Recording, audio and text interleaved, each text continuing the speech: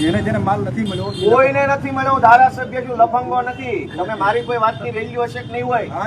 આખા વિસાવદરનું અનાજ આ વખતે ને દર વખતે ચોરાઈ જાય છે. તમારા માણસો હપ્તા લે છે, ખુલ્લેઆમ પૈસા લે છે.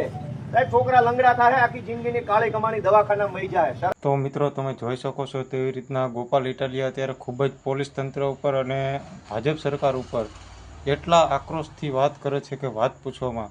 અને આગળ જોઈએ કે આગળ ગોપાલ ઇટાલિયા શું કહે છે, બરાબર.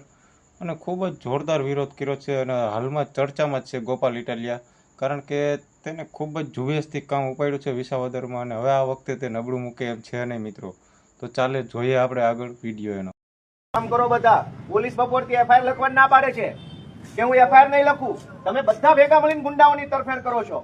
વિસાવદરના નવાબો એવી રીતે તમે બધા કામ કરો છો. સાંભળો કરી, મામલતદાર ગુંડાની તરફેણમાં, પીઆઈ ગુંડાની તરફેણમાં, પુરવઠા શાખા ગુંડાની તરફેણમાં, તમામ અધિકારીઓ ગુંડાની તરફેણમાં છે.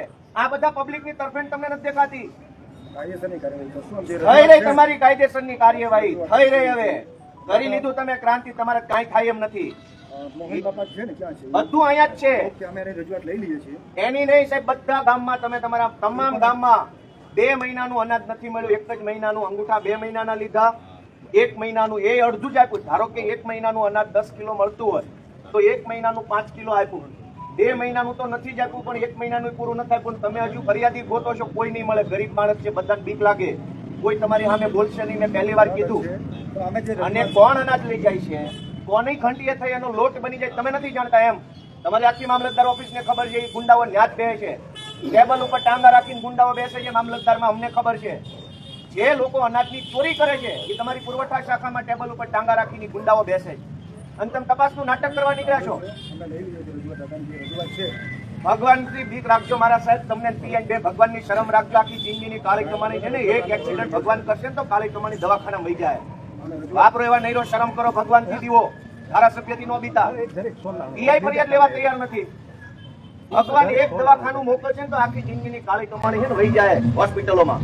ખબર નહીં રે ક્યાં પૈસા વહ્યા ગયા. તમે ફરિયાદ આપો. હાલો દાદા નહીં, આ હું દાદાનો છોકરો અહીંયા બેઠો છું. આપો ફરિયાદ તમે. દાદાનું શું છે? હું કઉ છું મારી ધારાસભ્ય તરીકે ફરિયાદ છે કે આખા વિસાવદરમાં 2 મહિનાનું અનાજ કોઈને નથી મળ્યું. આપો ફરિયાદ તમે. જાઓ. દાદાનું શું છે? જાઓ ભાઈ, હું ફરિયાદ આપું.